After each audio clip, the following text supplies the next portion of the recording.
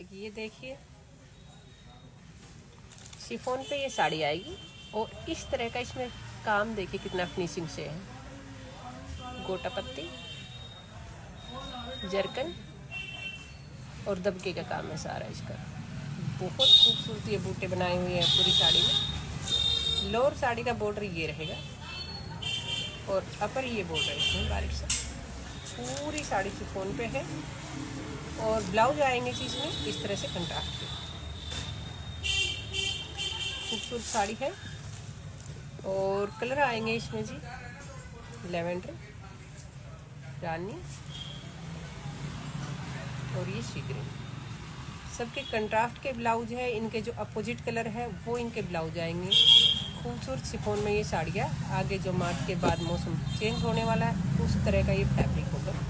पहनने में बहुत ही कंफर्टेबल।